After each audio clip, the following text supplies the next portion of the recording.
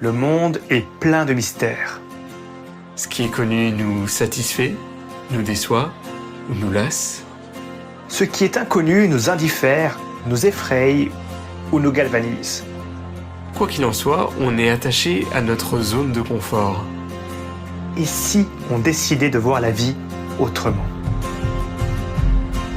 Dans Fragments d'essence, nous allons vers l'inconnu sous toutes ses formes. Nos principes, l'authenticité et la bienveillance. Nos objectifs, recréer du lien humain et partager les points de vue. Dans ce podcast, nous allons à la rencontre de celles et ceux que l'on ne prend pas assez le temps d'écouter et qui ont pourtant tellement à nous apprendre. Ensemble, nous parcourons les villes et les villages pour recueillir les précieux fragments de nos existences, croiser les regards et partager la richesse du monde qui nous entoure. Parce que ce qui fait une société ne peut se voir qu'au-delà des artifices, des barrières sociales et des jugements unilatéraux. Bienvenue dans le podcast qui vous donne la parole. Bienvenue dans Fragments d'essence.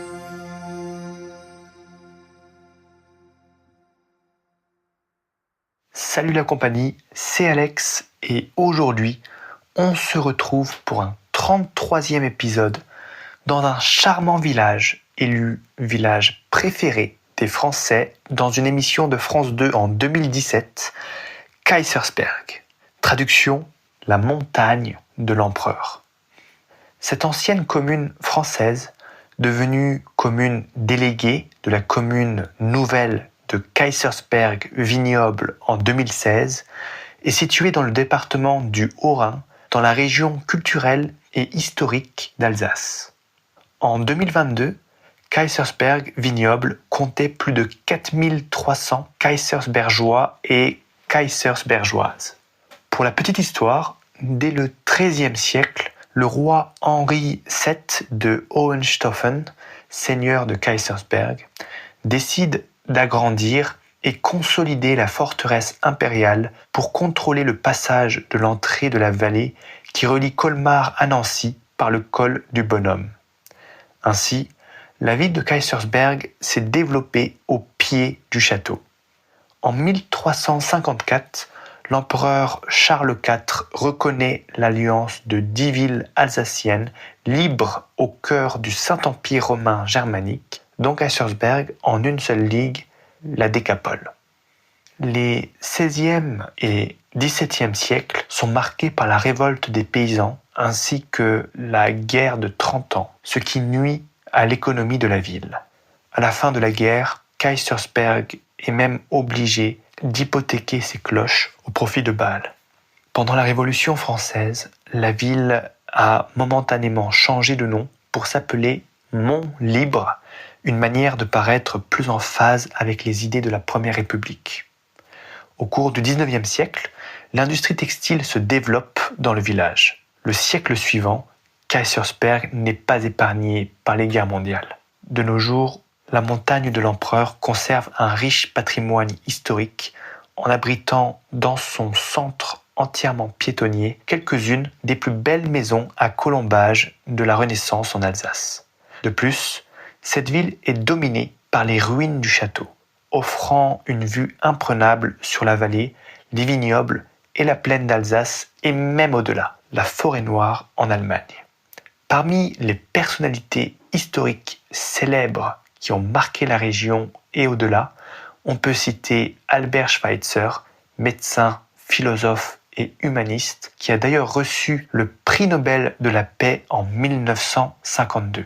La notion de respect de la vie et son indignation devant la souffrance étaient au cœur de ses actions.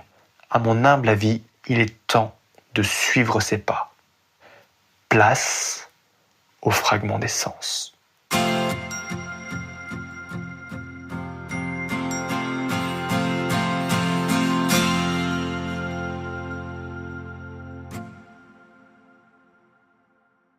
Enchantée Catherine, bienvenue dans Fragments d'essence.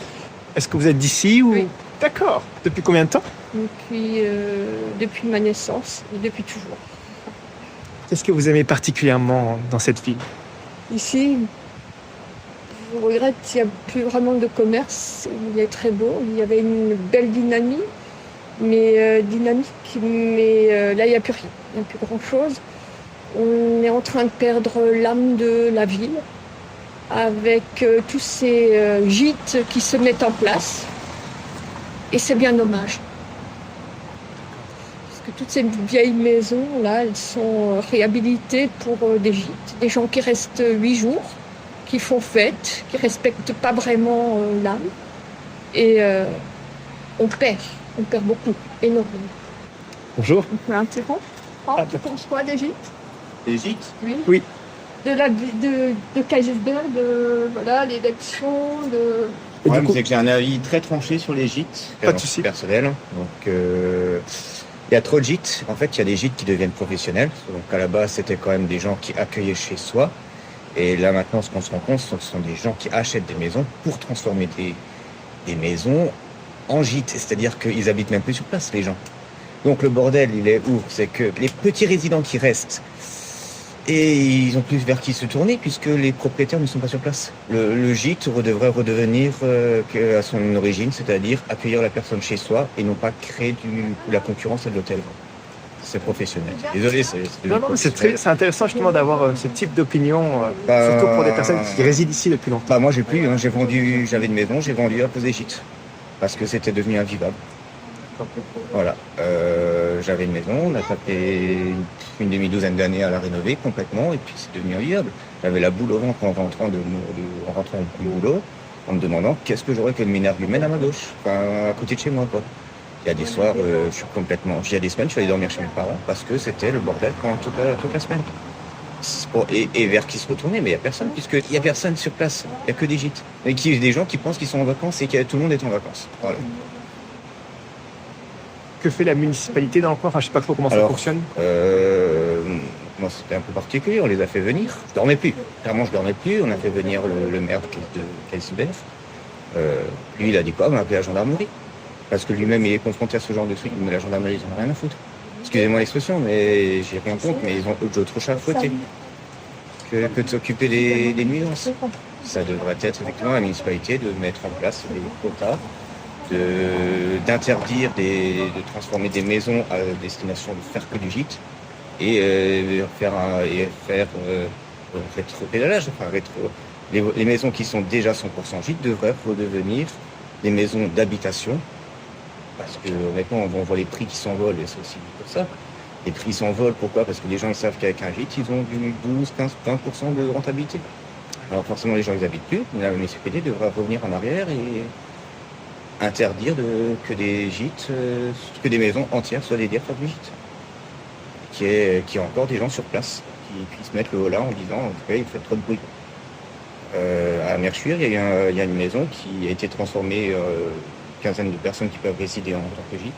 Les voisins ont gueulé parce que ça devenait n'importe quoi. La personne a fait quoi? Elle a mis en place des capteurs de décibels, enfin des sonomètres, voilà.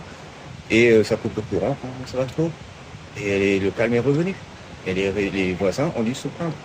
On est obligé de subir ça. Là maintenant j'ai déménagé, je suis très heureux dans un village où la première chose qu'a fait l'ancien propriétaire, c'est de prévenir les voisins que ça ne sera pas des gîtes. Ça sera une personne qui va habiter à l'année. Voilà. Là, il est intéressant de dire que oui, il y a de moins en moins de résidents parce que c'est de plus en plus invivable. Les gîtes, ils sont pour beaucoup. On va rester sur un rêve plus terre à terre, plus proche d'une vie de village, mais que les villages comme Kaisersberg ou les villages gangrénés par le tourisme retrouvent une vie de village. Je pense que c'est le bon terme parce que c'est ce que j'ai retrouvé là où j'habite maintenant. C'est ce que j'ai retrouvé, c'est-à-dire des voisins, des gens avec qui discuter, des gens avec qui reprendre l'apéro parce qu'on les connaît, on peut se donner un coup de main, enfin voilà. Ici à Kaisersberg, non, il n'y a pas.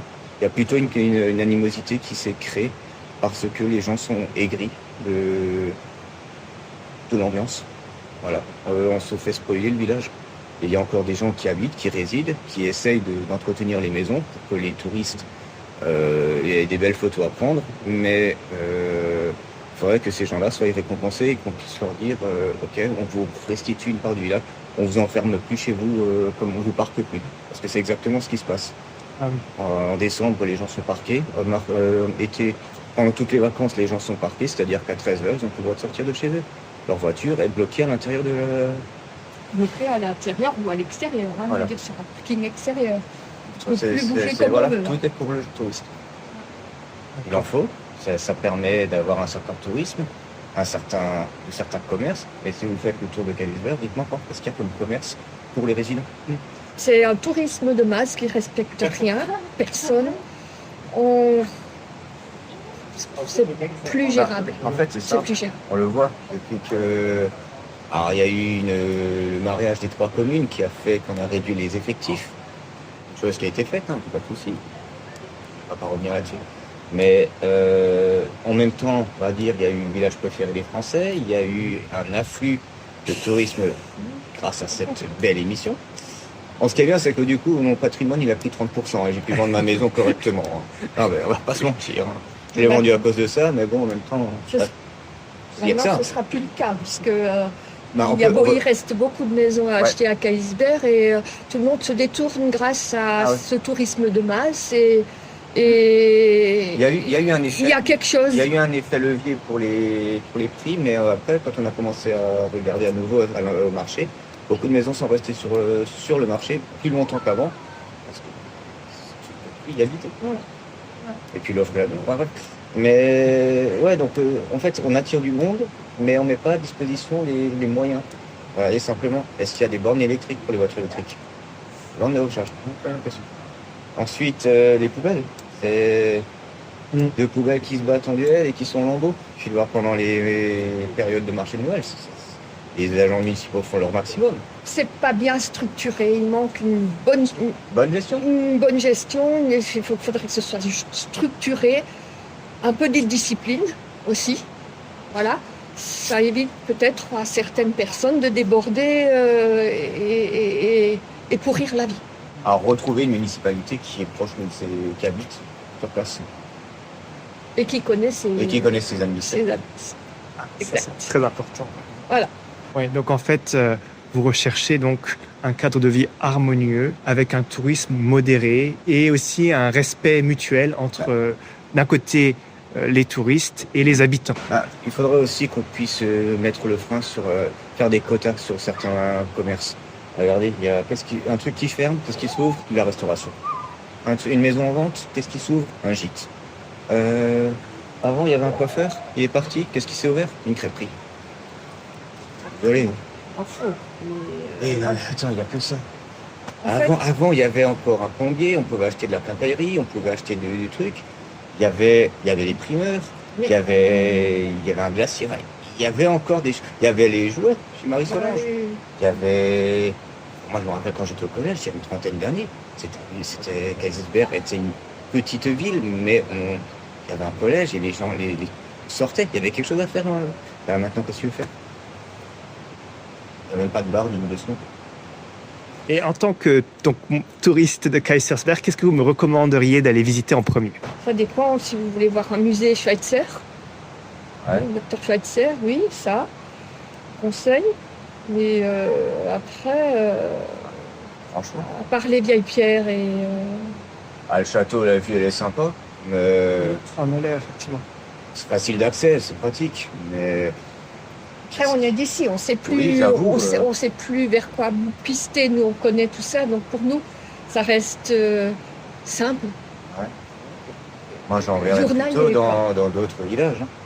Oui, oui, Il y a bien plus de choses à voir dans c'est ce que je vous ai dit. Ouais. Ribeauvillé, voire même monter dans la vallée, hein, enfin dans la vallée, monter sur Orbe. Kalispberg, ça attire du monde parce que parce que l'office de tourisme fait bien son boulot. Le pont fortifié, je crois qu'il n'y en a que 2 en Alsace. Ouais. C'est tout. Il y a un beau lavoir, mais il n'est pas entretenu. Il y a de très belles choses, elles ne sont pas mises en valeur. Moi, je pense que les associations baissent également les bras. Il y a moyen de faire, franchement. Je sais qu'il faut donner pour recevoir, mais il faut aussi se dire qu'il faut recevoir un moment. C'est pas que, voilà, on s'épuise. Mes parents habitaient ici, mes grands-parents, mes arrière-grands-parents. Je veux dire, on est d'ici. Mm. C'est nous, ça. Mais on se retrouve plus. Ah ben, On se retrouve plus. Donc, je les pour le transmise, dire, hein. moi, j'ai pendant les périodes de tourisme, j'ai des nausées. C'est nauséeux de venir. T'es là, on te regarde de travers parce que tu arrives avec ta voiture devant chez toi pour décharger des courses. Peu importe, on te regarde de travers. Mais merde, la route n'est pas fermée, je veux dire. C'est étonnant qu'il n'y ait pas encore eu d'accident. C'est étonnant qu'il n'y ait pas encore eu un coup de sang non plus. Alors, on va prendre l'exemple con, mais c'est quand vous discutez avec les gens, que ce soit chez le coiffeur ou à la boulangerie ou n'importe où, les gens, moi j'avais j'avais un ami, ses parents, ils avaient qu'une hâte, c'était de vendre et de partir. Ça s'est fait en 6 mois, 1 an, donc on a pu suivre l'évolution. Voilà, ils étaient heureux de partir. Des gens qui sont là depuis plusieurs dizaines d'années. Et d'autres sont heureux d'habiter, mais il n'y a plus personne qui a envie d'habiter dans le centre-ville. C'est ça. Que des nuisances. De un, il y a plus. Non, c'est bon, tous les centres-villes sont comme ça, mais là on est encore dans des villages, on devrait ne pas avoir les inconvénients des grandes villes comme Strasbourg ou Colmar.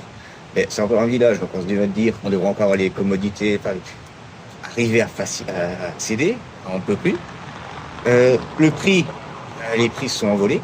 Oui, c'est plus facile. Les gens ils achètent pour faire du gîte, donc on paye le prix qu'on veut. C'est simple, j'ai acheté une maison à Arras, elle n'est pas prête, et quelques temps après, quand c'est devenu le village préféré, la même situation, c'était quasiment 2 fois plus cher.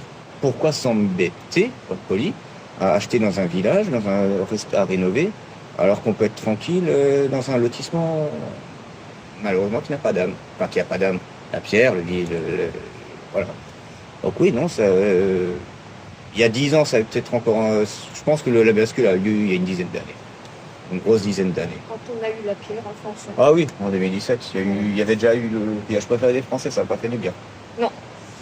Ça, tout le monde s'est accordé à dire, le soir même, tous les gîtes, les hôtels, ils ont fait le plein. Le soir même.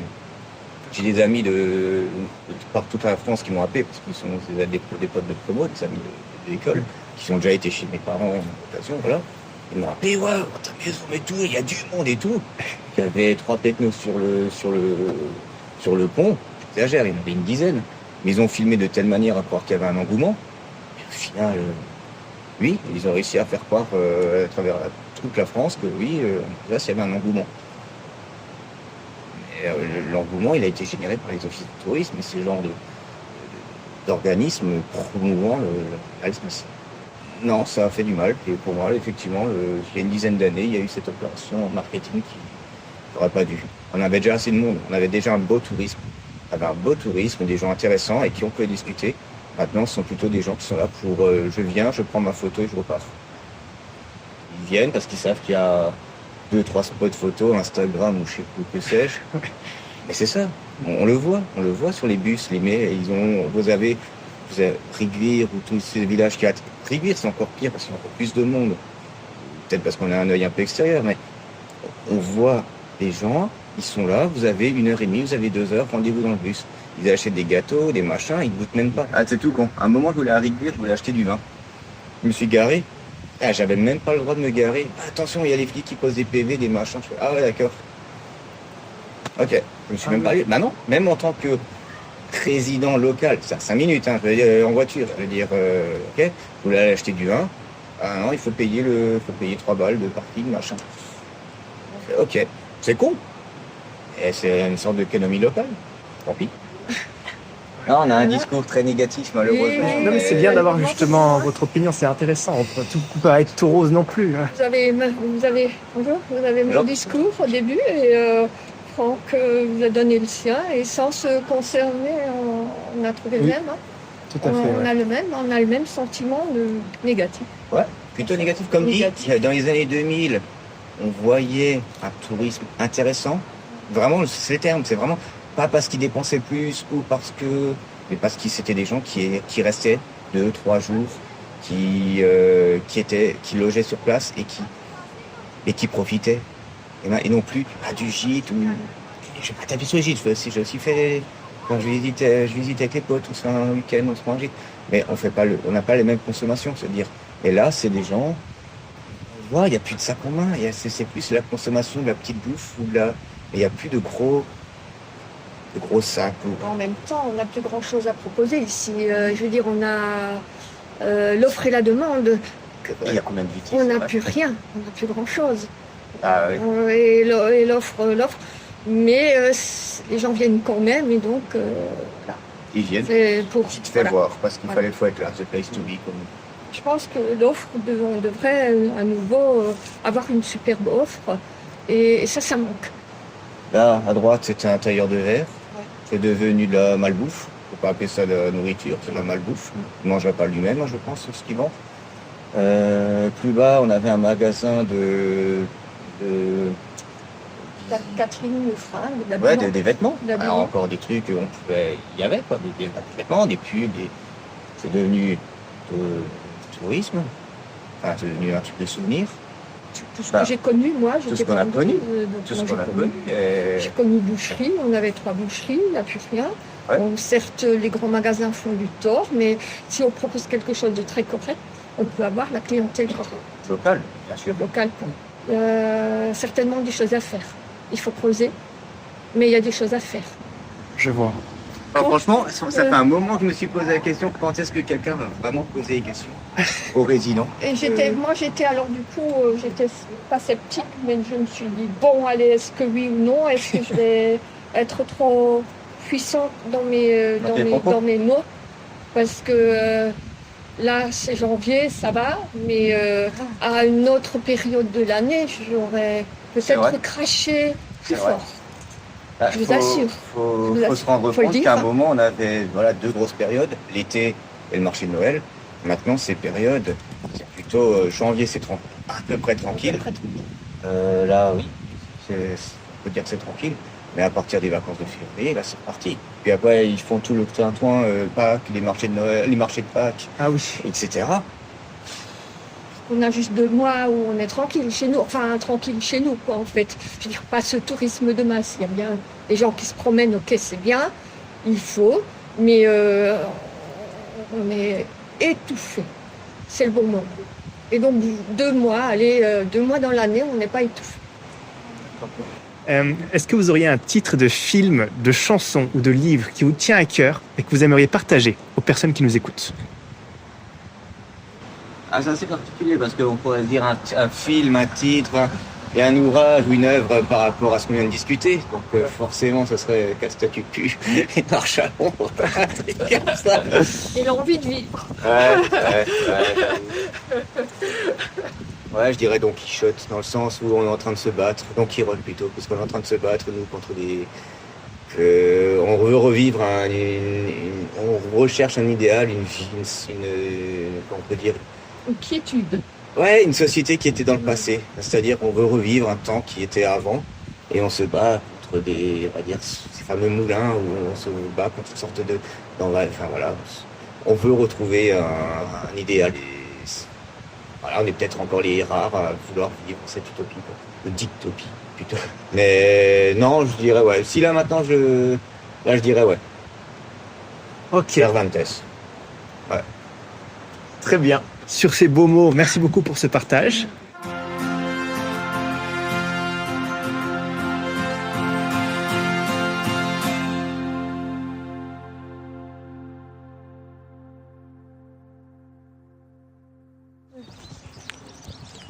Au soleil. Debout, voilà. Oui, vous avez raison.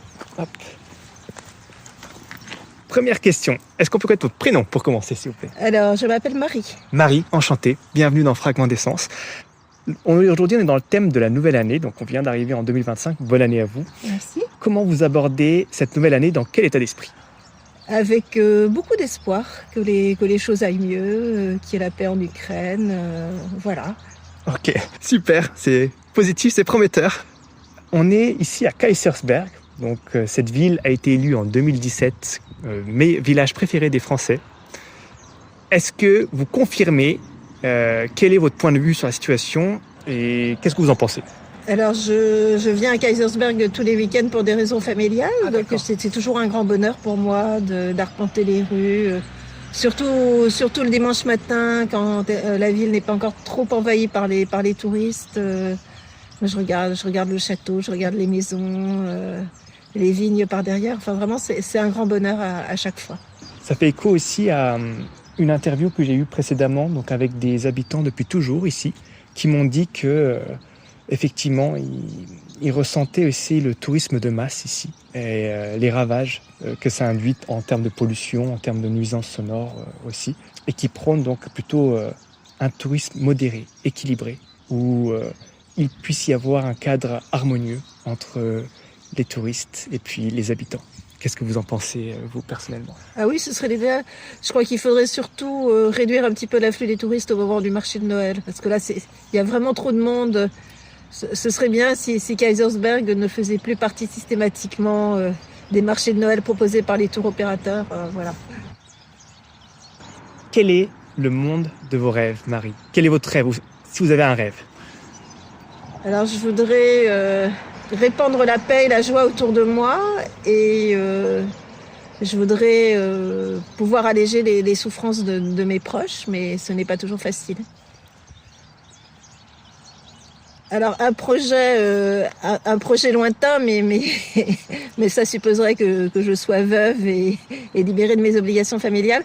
Ce serait d'aller enseigner dans le tiers-monde, parce que là je vais bientôt prendre ma retraite. Je suis enseignante et je vais très bientôt prendre ma retraite. Et j'aime passionnément mon métier, donc j'aimerais bien le continuer sous une autre forme. D'accord. Qu'est-ce qui vous passionne le plus dans l'enseignement ? C'est la transmission.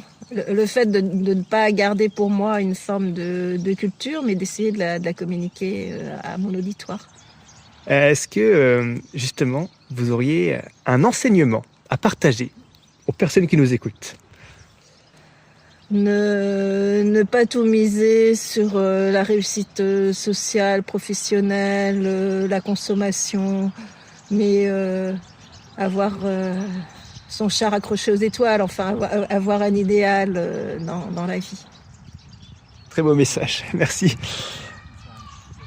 Est-ce qu'il y a un titre de film, de chanson ou de livre qui vous tient à cœur et que vous aimeriez partager aux personnes qui nous écoutent ? Alors il y a un film que j'aime beaucoup, mais qui est assez ancien, qui s'appelle Ourga, qui se passe en Mongolie. Et on a de très belles vues sur la steppe. Ça donne un peu une idée de l'infini. Et voilà, c'est vraiment mon film préféré. D'accord, ok. On a un proverbe du jour. On aime bien les proverbes du jour dans Fragments d'essence. Celui d'aujourd'hui, c'est « L'amour est aveugle, mais le mariage lui rend la vue ». Qu'est-ce que ça vous inspire ? Qu'est-ce que ça vous évoque ? Est-ce que vous êtes d'accord avec cela ? Non, parce que je me suis mariée en toute lucidité. J'ai pas du tout eu l'impression d'être aveugle au moment de mon engagement. Et la lucidité que j'avais en me fiançant et me mariant, 32 ans plus tard, je l'ai toujours. Donc je suis désolée de vous contredire, mais je ne suis pas d'accord avec le proverbe. L'amour, c'est une aventure merveilleuse, mais extrêmement lucide. Un peu comme si on part faire un trekking en haute montagne. On sait que ça va être rude, que les sentiers vont être escarpés, mais au bout du sentier, il y a le sommet, la joie d'être au sommet. Et voilà, le mariage, c'est ça. C'est une très belle métaphore, merci beaucoup. Justement, le principe, c'est pas toujours être d'accord avec les citations et les proverbes, mais de partager les points de vue. Merci beaucoup. Ça permet d'avoir aussi des avis différents entre les gens. Et alors, est-ce que vous avez une figure d'inspiration ? Quelqu'un qui vous inspire ? Oh là là, il y a beaucoup de figures d'inspiration. Okay, tant mieux. Alors, mon inspiration principale, c'est le Christ. Hein. Je suis chrétienne, je suis catholique, donc c'est vraiment Jésus-Christ ma figure d'inspiration numéro 1. Mais autrement, il y a... chez les écrivains, il y a le Clésio que j'aime beaucoup. Dans les auteurs-compositeurs, je suis fan de Dylan. En peinture, j'aime beaucoup Frangelico. Enfin, oui, il y a plein de gens qui m'inspirent. Super. Si vous aviez la capacité de transformer une partie de vous, laquelle ce serait ? Alors, j'aimerais être moins nerveuse et plus douce. Je suis fascinée par la béatitude. Je suis fascinée, par la béatitude heureux les doux, ils recevront la terre en héritage. Mais en fait, je suis quelqu'un d'impulsif, d'un peu agressif, et tout en étant fascinée par la douceur du Christ, j'ai beaucoup de mal à harmoniser ce conseil évangélique de douceur avec des pulsions de violence et d'agressivité que j'ai en moi et d'impatience. Enfin, oui, je voudrais devenir quelqu'un de doux, mais c'est très dur de changer sa nature. Ouais, c'est vrai, c'est pas facile. Mais c'est déjà très bien d'en avoir conscience pour pouvoir ensuite évoluer sur la situation. Et justement, c'est aussi un autre sujet. Là, ça m'amène des idées, merci. Sur le fait de contrôler, maîtriser ses émotions. Contrôler ses émotions. Et est-ce une voie pour amener la paix dans ce monde? Ah oui, bien sûr, je crois que la paix qu'on arrive à produire en soi, elle va rejaillir sur notre entourage immédiat, ça c'est sûr. Alors moi je fais du yoga, j'essaie de contrôler ma respiration, d'être consciente de mes mouvements d'humeur, mais j'ai pas de truc pour contrôler mes émotions. Bon, c'est bien aussi de savoir lâcher prise et de temps en temps accepter de se laisser envahir par le flot de ses émotions, mais c'est bien aussi d'avoir le sens de la mesure, donc il faut naviguer entre ces deux exigences. Tout à fait. Super, merci beaucoup Marie. C'est un très beau projet. Bonne journée, bonne continuation aussi, merci. À bientôt, au revoir.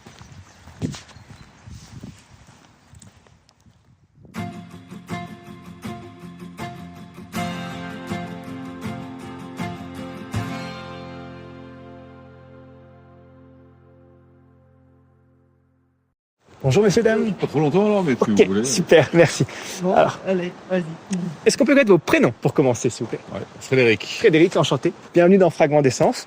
Alors, première question. Donc là, on est dans le thème de la nouvelle année. On est en 2025. Comment vous abordez cette nouvelle année? État d'esprit. Ouais. Avec de l'inquiétude. Qu'est-ce qui vous inquiète au quotidien? La géopolitique, l'économie, l'atmosphère anxiogène du moment. Alors, on est à Kaisersberg. Ce village a été élu donc village préféré des Français en 2017 précisément. Qu'est-ce que vous en pensez vous personnellement? Est-ce que vous confirmez? On vient de Strasbourg, on est en balade. Oui, c'est un très joli village, très préservé, agréable en ce moment parce qu'il y a moins de touristes, et agréable pour passer un dimanche ensoleillé, ouais, clairement. Tout à fait. Est-ce que vous auriez un titre de film, de livre ou de chanson qui vous tient à cœur et que vous aimeriez partager aux personnes qui nous écoutent? Ouais, le film que j'ai vu hier, j'ai vu Music Box de Costa Gavras. D'accord. C'est très bien compris. C'est quoi le thème, le sujet? C'est sur un nazi hongrois qui a trouvé refuge aux États-Unis, qui est rattrapé par son passé alors qu'il a 70 ans et qui se fait rattraper par la justice. C'était très bien. En plus, il est défendu par sa fille qui est avocate, donc il y a l'aspect de comment peut-on découvrir que son père était un ancien dignitaire nazi, qu'il était quelqu'un qui tuait des gens, un criminel, et elle découvre ça au fur et à mesure du film. Et donc elle défend son père et elle découvre que son père était un monstre en fait. Et donc c'est un peu ça le thème du film, plus encore que l'aspect historique, quoi. Donc, avec les difficultés que ça peut poser à la personne de découvrir ce genre de choses quand on a 40 ans, quoi. Donc c'était pas mal. Très bien. On a un proverbe du jour, on aime bien faire des proverbes du jour dans Fragment d'essence. Celui d'aujourd'hui, c'est « L'amour est aveugle, mais le mariage lui rend la vue ». Qu'est-ce que ça vous évoque? Ouais, c'est bon, on est parti. Non, je rigole. Oui, d'accord. Non, ça me suffit rien de plus. Très bien. Je vais pas me mettre mal avec madame. Oui. Ok. Eh ben, très bien. Dernière question. Allez. Okay, merci.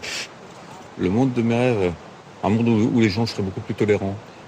Aujourd'hui, clairement, les gens sont régressifs, ne pensent qu'au pognon, ne pensent que, alors que ils sont empreints de nombrilisme. En fait, le monde aujourd'hui est nombriliste, quoi.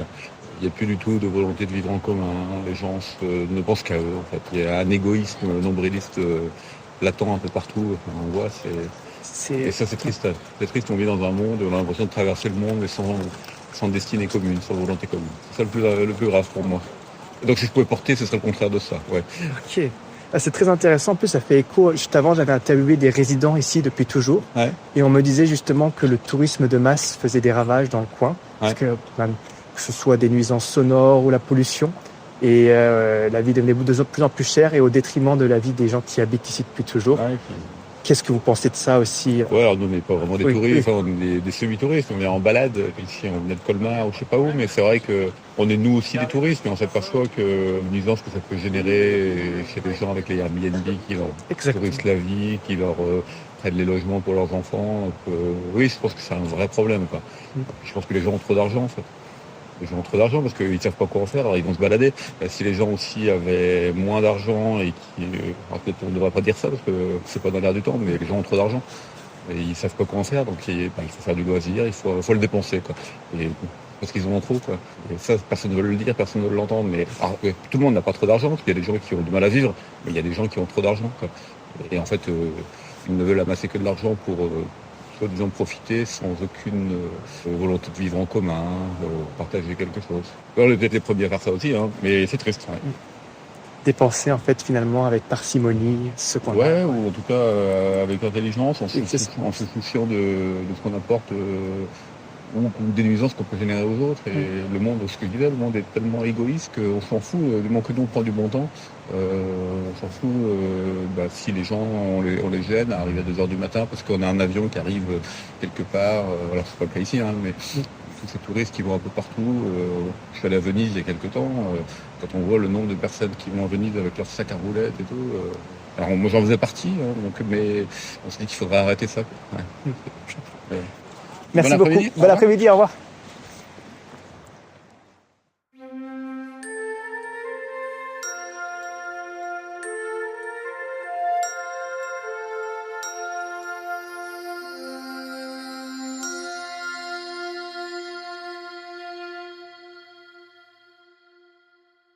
Et c'est ainsi que s'achève le 33e épisode de Fragments d'essence à Kaysersberg. Bien entendu, je tiens à remercier tout particulièrement Marie, Frédéric, ainsi que la famille résidente dans ce village pour le partage de leurs uniques fragments de vie, sans oublier toutes les autres personnes dont j'ai pu faire la rencontre. Ce fut pour moi particulièrement intéressant de recueillir les points de vue de personnes résidentes et non résidentes sur la situation locale. En fin de compte, le village préféré des Français cache aussi des fragilités.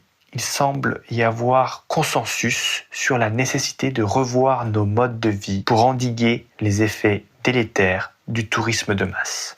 Quant au proverbe du jour, l'amour est aveugle et le mariage lui rend la vue, il est tiré du philosophe allemand Georg Lichtenberg en 1799. On a pu constater que les avis divergent à ce sujet. Prenons d'abord la première partie du proverbe, l'amour est aveugle. On l'attribue au philosophe Platon lorsqu'il écrit dans les Lois « Celui qui aime s'aveugle sur ce qu'il aime », bien qu'il représente davantage l'amour-propre comme source d'erreur.